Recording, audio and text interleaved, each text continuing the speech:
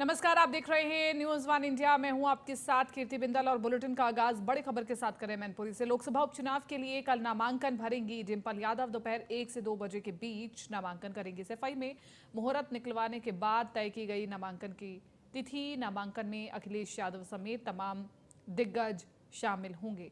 डिंपल के चुनाव प्रचार में अखिलेश के साथ शिवपाल भी मौजूद रहेंगे। सपा के जिलाध्यक्ष आलोक शाक्य ने इसकी जानकारी दी है। परिवार में कोई कलह नहीं है, परिवार एक ही है।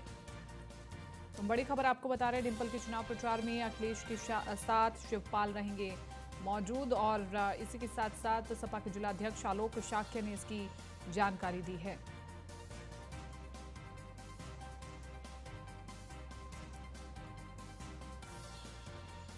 मनीष मिश्रा ज्यादा जानकारी के साथ संवाददाता हमारे साथ बने हुए फोन लाइन पर। मनीष मिश्रा, कल डिंपल यादव नामांकन करेंगी, लेकिन इस बीच बड़ा सवाल ये भी है कि परिवारजन में जो नाराज थे, क्या उन्हें संतुष्ट कर लिया गया है? के द्वारा तो ये साफ संकेत दिया गया है कि परिवार में किसी तरह का कोई प्रश्न पेश ना हो, किसी के नाम को लेकर कोई आपत्ति ना हो। क्योंकि जहां तेजराज यादव की बात चली थी, जहां शिवपाल यादव खुद अपने नाम की उनके नाम की चर्चा चली थी, उनके बेटे आदित्य यादव के नाम की चर्चा चली थी, कहीं ना कहीं परिवार में देखने को मिलता है जिस तरह से नेताजी के जाने के बाद परिवार एक बार एक होता हुआ दिख रहा था। उनके कार्यक्रम में सब जगह दिख रहा था। उसके बाद डिंपल यादव जो कि पुत्रवधू हैं नेता मुलायम सिंह यादव के और अखिलेश यादव की पत्नी है, उनके नाम की मुहर लगी है। माना जा रहा है कि इसीलिए किया गया है कि परिवार में जिस तरीके की जो रस्क थी वो कहीं ना हो और किसी को इससे आपत्ति न हो, क्योंकि एक बहुत बड़ी इंपॉर्टेंट सीट है। नेताजी के निधन के बाद ये सीट खाली हुई थी और उस पर चुनाव होने जा रहा है और इस पे किसी भी तरह कोई रिस्क उठाना नहीं चाहती समाजवादी पार्टी। इसलिए डिंपल यादव का नाम लिया गया, जिसमें सर्वसम्मति से माना जा रहा है कि सर्वसम्मति से इस पे सबको स्वीकार भी किया गया है। जिस तरीके से शिवपाल यादव से बात करने की कोशिश की जा रही है, शिवपाल यादव तमाम दिनों से जब तक नाम की चर्चा नहीं होती, नाम की घोषणा हुई थी, उसके बाद भी वो मीडिया से नहीं मिले थे, मुखातिब नहीं होते। और बात करने पर अगर उनसे पूछा जाता आपका क्या रुख रहेगा, क्या आप समर्थन करते हैं, तो उनका कोई रुख साफ नहीं हुआ था। बल्कि आज जब ये बताया गया है कि शिवपाल यादव भी रहेंगे और माना जा रहा है कि सूत्र बता रहे हैं कि उनके प्रस्तावक के रूप में भी आ सकते हैं, तो साफ संदेश देने की कोशिश की है। क्योंकि मैनपुरी जो लोकसभा है उसमें जो आने वाली जसवंत नगर सीट है विधानसभा, वो बहुत इंपॉर्टेंट है। और उसमें जो सिटिंग विधायक हैं शिवपाल यादव, उनके रोल की बहुत ज्यादा की जाए थी कि उनका रोल क्या रहेगा, वो किस तरह से रखते हैं, अपना अपना पक्ष किस तरह रखते हैं। क्या डिंपल यादव के चुनाव प्रचार में दिखेंगे, क्या डिंपल यादव के लिए वोट मांगते हुए अपील करते हैं? अगर आते हैं तो निश्चित तौर से मैनपुरी की सीट बहुत ज्यादा सुरक्षित मानी जाएगी समाजवादी पार्टी के लिए। क्योंकि एक तरफ से जहां सिंपैथिक वोट है वहां पे अगर अखिलेश यादव आते हैं, हालांकि अखिलेश यादव ने पिछले जो उपचुनाव है उनमें कहीं ना कहीं दूरी बना के रखी थी, भले ही वो अपनी सीट हो चाहे आजम खां की रामपुर सीट हो, उन दोनों से दूरी बना के जरूर रखी हुई थी। उसका असर भी देखने मिला था कि दोनों सीट हार गए थे। उसके बाद अब एक बार फिर से रामपुर और मैनपुरी, जो कि गढ़ माना जाता है समाजवादी पार्टी का, उसकी साख दांव पे लगी है। साथ ही साथ खतौली की जो सीट है जिसमें भारतीय जनता पार्टी के विक्रम सैनी जो विधायक हैं उनको सजा होने के बाद रिक्त हुई है, उसको भी आरएलडी के साथ जीतने की कोशिश रहेगी। और किसी भी तरीके से कोई भी गलती ना हो, किसी परिवार का रोष ना दिखे या पार्टी में असंतुष्ट की भावना ना हो, इनको देखते हुए डिंपल यादव का नाम लिया गया है। और माना जा रहा है कि कल जब परिवार के लोग होंगे साथ में होंगे, हालांकि बहुत ज्यादा उसको तीन झाम और बहुत लेविश नहीं किया जा रहा है, सिंपल सा माना जा रहा है कि सिंपल सा नामांकन होगा। पर नामांकन में जब आपके साथ जब परिवार होगा तो वो एक साफ संदेश जाएगा कि नेताजी के बाद नेताजी की जो उन्होंने विरासत छोड़ी है, जिसको डिंपल यादव आगे लेके जाना चाह रही हैं, उनको एक बार सपोर्ट किया जाए। और नेताजी की विरासत को उनका पूरा परिवार एक है और उनके बेटे उनका भाई सब एक साथ है, तो कहीं ना कहीं ये साफ संदेश जाएगा। एक सिंपैथिक अपील भी रहेगी। और मैनपुरी सीट बहुत इंपॉर्टेंट व्यक्ति है नेताजी के निधन के बाद अखिलेश यादव समाजवादी पार्टी के लिए। जी। और इन सभी के साथ साथ एक सहानुभूति का फैक्टर भी रहेगा, तो कहीं ना कहीं समाजवादी पार्टी के लिए राह आसान जरूर है, लेकिन बीजेपी भी कड़ी टक्कर देने के लिए तैयार है। बहरहाल मनीष, शुक्रिया तमाम इस जानकारी के लिए।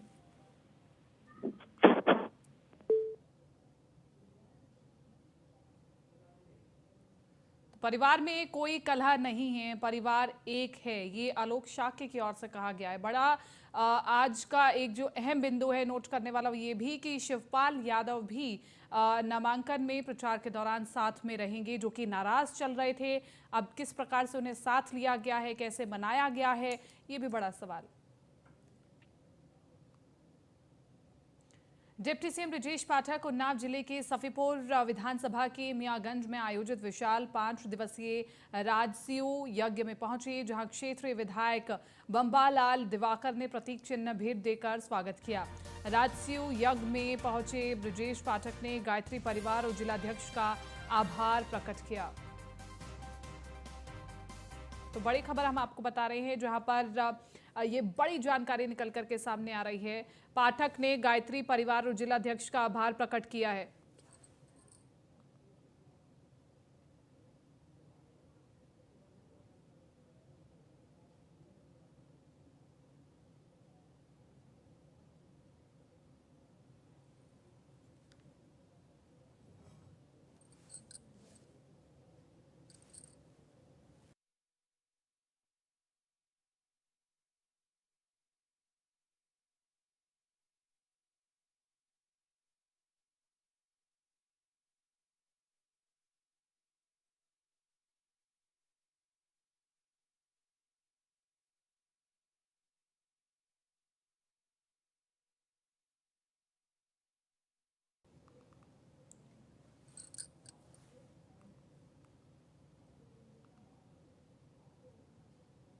आम आदमी पार्टी के यूपी प्रभारी और राज्यसभा सांसद संजय सिंह बुलंदशहर में आयोजित पश्चिम प्रांत सम्मेलन कार्यक्रम में हिस्सा लिया। आगामी नगर निगम चुनाव के मद्देनजर पार्टी कार्यकर्ताओं का सम्मेलन किया गया। कार्यक्रम के दौरान संजय सिंह ने आम आदमी पार्टी की सरकार की उपलब्धियां गिनवाई और बीजेपी पर जमकर हमला बोला।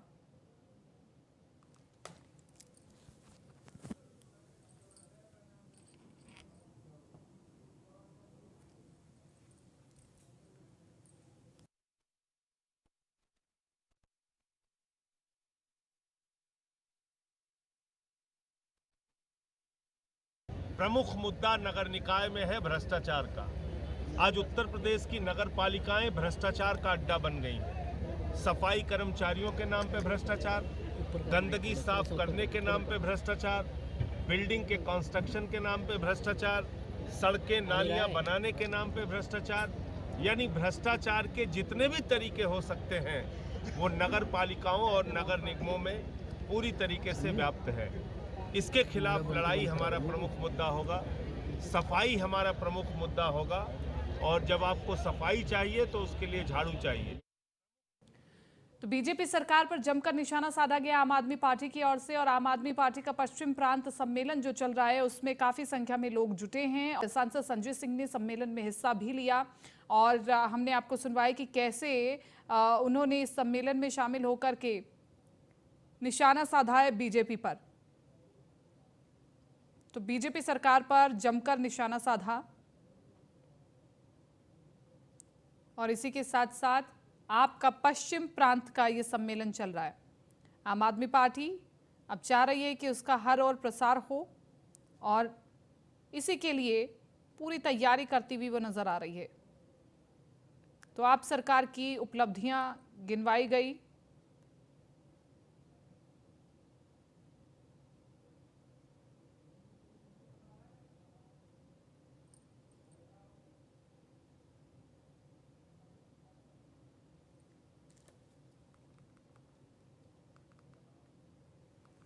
मेरठ से अगली खबर बता रहे हैं, पूर्व राज्य मंत्री सुनील भराला का बड़ा बयान सामने आया है। पूर्व राज्य मंत्री सुनील भराला ने खड़े किए हैं सवाल, और सपा सरकार में गाजियाबाद की जमीन पर घोटाले का आरोप लगाया गया है। घोटाला कर 10 समितियों को जमीन आवंटित की गई। 170 करोड़ के घोटाले में नोटिस जारी किए गए। आगे की कार्रवाई में 600 करोड़ तक घोटाला पहुंचेगा। सपा सरकार के पूर्व मंत्री, विधायक और अधिकारियों के नाम जल्द उजागर होंगे। टीएनटी ग्रुप के खिलाफ शिकायत के बाद धमकी भी मिली। पुलिस ने डॉक्टर मांस नाम के व्यक्ति को गिरफ्तार किया था। तो बड़ी खबर हम आपको बता रहे हैं, समाजवादी पार्टी पर बड़ा आरोप लगा है। सपा सरकार के पूर्व मंत्री, विधायक और अधिकारियों के नाम जल्द उजागर होंगे, ये कह दिया गया है। कहा गया है कि टीएनटी ग्रुप के खिलाफ शिकायत के बाद धमकी भी मिली थी, लेकिन हम रुकेंगे नहीं और उन नामों को उजागर करके रहेंगे। पुलिस ने डॉक्टर मांस नाम के व्यक्ति को गिरफ्तार किया था। पूर्व राज्य मंत्री सुनील भराला का बड़ा बयान।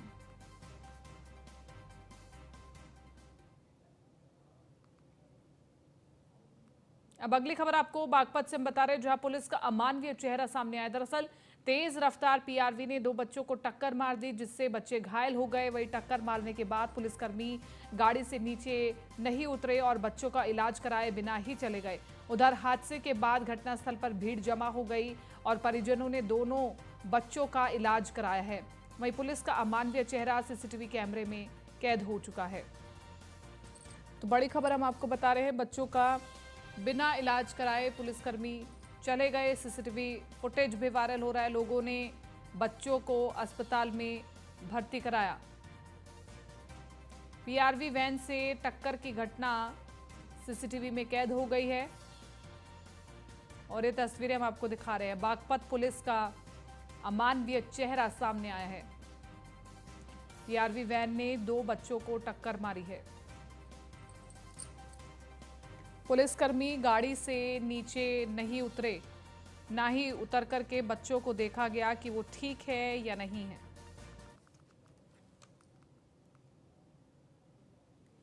बुलंदशहर में ज्वेलर्स की दुकान पर हुई लूट की घटना का खुलासा हो गया है। पुलिस ने दो लुटेरों को गिरफ्तार करते हुए इस लूट की घटना का खुलासा किया। आपको बता दें, लुटेरों के पास से पुलिस ने तमंचा, कारतूस समेत चांदी के बने आभूषण बरामद किए। लुटेरों के दो साथी अभी भी फरार चल रहे हैं। तो बड़ी खबर हम आपको बता रहे हैं, पुलिस ने दो लुटेरों को गिरफ्तार कर लिया है और इसी के साथ साथ ज्वेलर्स की दुकान में हुई लूटकांड का बड़ा खुलासा हो चुका है। बुलंदशहर से पूरी खबर आपको बता रहे हैं, पुलिस ने दो लुटेरों को गिरफ्तार किया है। अमरोहा से अगली खबर, वन विभाग ने तेंदुए को पकड़ने के लिए पिंजरा लगाया है। बीते दिनों तेंदुए ने मासूम बच्चे पर हमला किया था। तेंदुए के हमले से मासूम घायल हुआ था। तेंदुए को लेकर ग्रामीणों में दहशत का माहौल भी है। नौगांव सादात इलाके के मुबारकपुर कला गांव का ये पूरा मामला बताया जा रहा है। तो इस वक्त की बड़ी खबर हम आपको बता रहे हैं, तेंदुए के हमले से मासूम घायल हुआ था और तेंदुए को लेकर ग्रामीणों में दहशत का माहौल है। नौगांव सादात इलाके के मुबारकपुर कला गांव का पूरा मामला बताया जा रहा है। अमरोहा से बड़ी खबर, वन विभाग ने तेंदुए को पकड़ने के लिए पिंजरा लगाया। बीते दिनों तेंदुए ने मासूम बच्चे पर हमला किया था। लगातार ग्रामीण खौफजदा हैं और शिकायत भी की गई है वन विभाग से कि जल्द से जल्द तेंदुए को पकड़ा जाए। तेंदुए को लेकर ग्रामीणों में दहशत का माहौल है।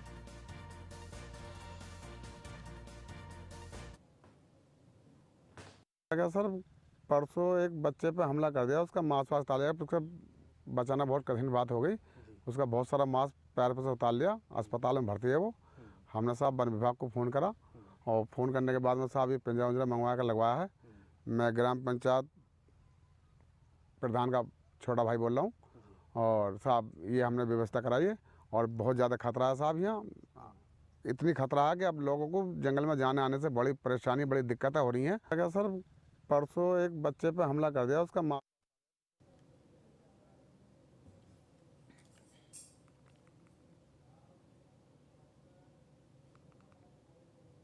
फर्रुखाबाद में जानवर को चारा खिलाने के लिए खेत में बांधने को लेकर दो पक्षों में विवाद हुआ। दबंगों ने लाठी डंडों से मारपीट की। घर में घुसकर दबंगों ने मारपीट और उत्पात मचाया। साथ ही दबंगों ने बुजुर्गों के साथ भी मारपीट की। दबंगों की मारपीट का वीडियो सोशल मीडिया पर वायरल हो रहा है। पूरा मामला थाना राजेपुर क्षेत्र के बरखा गांव का है।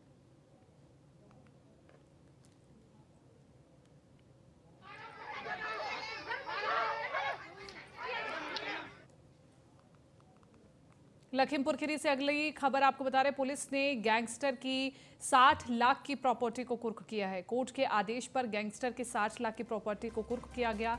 कमाल पुत्र मोबिन खान की 60 लाख से ज्यादा की प्रॉपर्टी को कुर्क किया गया। फूलबेहड़ थाना क्षेत्र में अवैध रूप से अर्जित की गई संपत्ति, तहसीलदार और थाना प्रभारी बलवंत शाही मौके पर मौजूद रहे। तो बड़ी खबर हम आपको बता रहे हैं इस वक्त की, कमाल पुत्र मोबिन फूलबेहड़ थाना क्षेत्र में अवैध रूप से अर्जित की गई संपत्ति, तहसीलदार और थाना प्रभारी बलवंत शाही मौके पर मौजूद रहे। और लखीमपुर खीरी से बड़ी खबर, पुलिस ने गैंगस्टर की 60 लाख की प्रॉपर्टी को कुर्क किया है। तो कोर्ट के आदेश पर गैंगस्टर की 60 लाख की प्रॉपर्टी को कुर्क किया गया है। कमाल पुत्र मोबेन खान की 60 लाख से ज्यादा की प्रॉपर्टी को कुर्क किया गया है।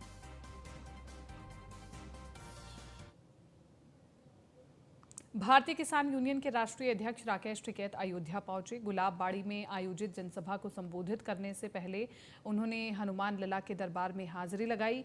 अयोध्या पहुंचे राकेश टिकैत ने कहा कि सरकार के गलत फैसलों का विरोध करेंगे। किसान, नौजवान और मजदूर के खिलाफ सरकार काम कर रही है। बेलगाम हुई सरकार संविधान को नहीं मानती है। आज कैमरा और कलम पर बंदूक का पहरा है। सरकार के खिलाफ बोलना देश के खिलाफ बोलने जैसा है। राकेश टिकैत ने कहा कि जब संसद में आवाज कम हो जाती है तो सड़क पर आवाज उठानी पड़ती है। जिस देश में विपक्ष कमजोर होगा वहां तानाशाह का जन्म होगा। तानाशाहों के जन्म पर क्रांतियां होंगी। अब समय आ गया है।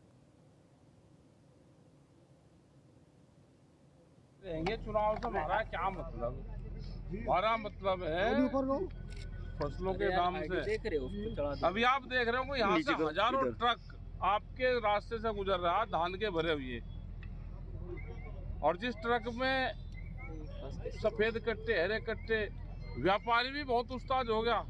वो ये दिखाता है कि ये किसान का माल है, सस्ते में खरीद कर महंगे में बेचता है।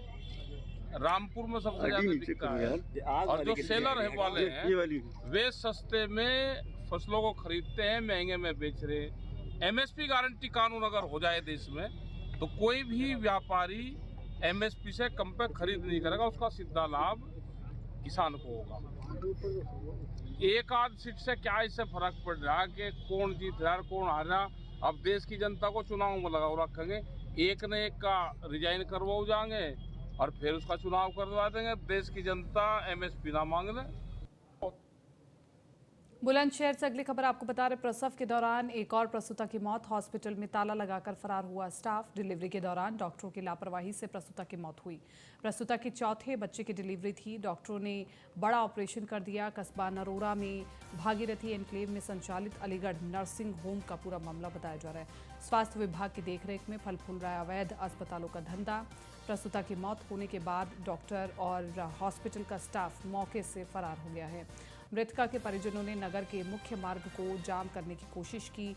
मौके पर पहुंची पुलिस ने प्रदर्शनकारियों को समझा बुझाकर शांत कराया। बड़ा सवाल, अवैध चल रहे नर्सिंग होम पर आखिरकार कार्रवाई कब होगी?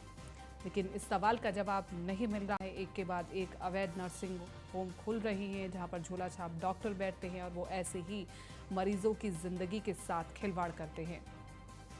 प्रसूता की मौत होने के बाद डॉक्टर और हॉस्पिटल का स्टाफ मौके से फरार हो गया है। मृतका के परिजनों ने नगर के मुख्य मार्ग को जाम करने की कोशिश भी की। मौके पर पहुंची पुलिस ने प्रदर्शनकारियों को समझा बुझा करके शांत कराया है।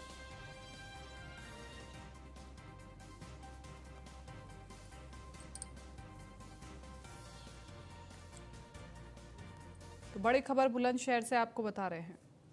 को ऑपरेशन कराने लेके आए थे इनके। ऑपरेशन किस चीज़ का था?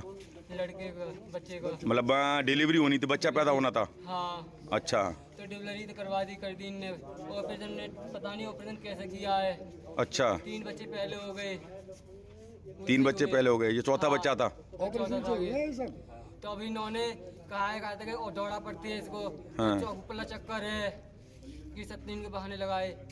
तो यहाँ से हम कह रहे थे जिनकी जल्दी ले चलो यहाँ से, क्योंकि इन्होंने बहुत टाइम लगा लिया, आधा घंटा लगा लिया उस खेत में। अच्छा। तो रास्ता में फिर यहाँ से अपनी गाड़ी में यहाँ से, तो फिर रास्ता में जाकर गाड़ी रोक दी, एम्बुलेंस में बुलाई है।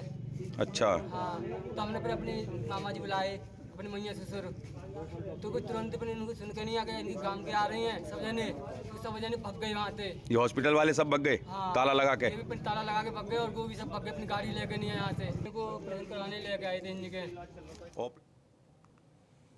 उन्नाव का बिहार थाना इन दिनों सुर्खियों में है। अपने कारनामों की वजह से पुलिस की लापरवाही उजागर हुई है। दबंगई के आगे लोगों को इंसाफ दिलाने वाली पुलिस आज दबंगों के आगे नतमस्तक है। बिहार थाना पुलिस की लीपापोती से उन्नाव पुलिस की कार्यशैली पर प्रश्न चिन्ह लग रहा है। सोशल मीडिया पर लगातार लोग इंसाफ की गुहार लगा रहे हैं, लेकिन पुलिस है कि एफआईआर तक दर्ज नहीं कर रही है। 9 तारीख को दर्ज एफआईआर को आधार मानते हुए खूनी संघर्ष देखने को मिला है और जबकि 10 नवंबर को दबंगों ने घर में घुसकर प्रधान समेत परिवार को कुल्हाड़ी और लाठी डंडों से जान से मारने की कोशिश की थी, जिसके चलते 3 दिन से प्रधान समेत परिवार जिला अस्पताल में भर्ती है।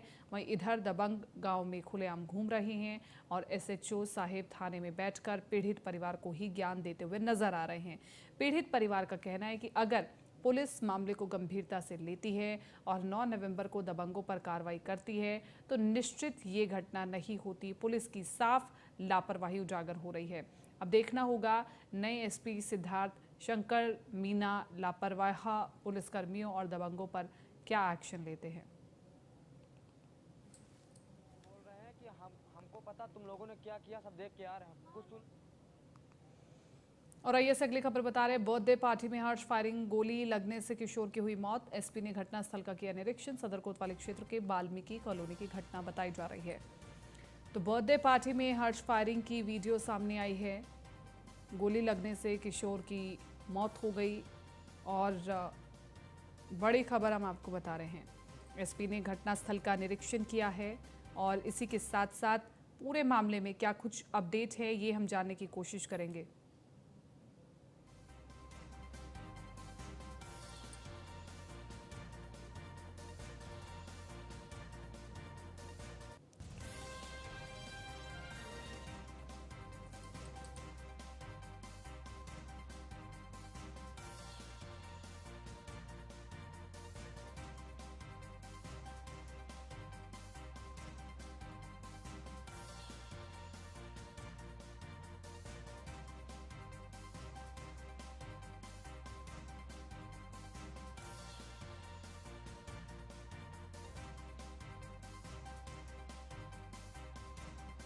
स्थल का निरीक्षण किया है तो बड़ी खबर हम आपको बता रहे हैं इस वक्त की।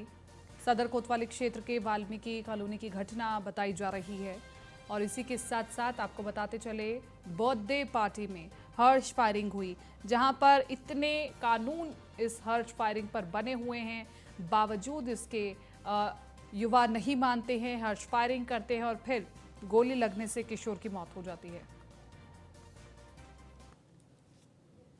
वाल्मीकि कॉलोनी है, इसमें अभी एक सूचना मिली है कि एक बर्थडे पार्टी हो रही थी 6-7 साल के बच्चे की।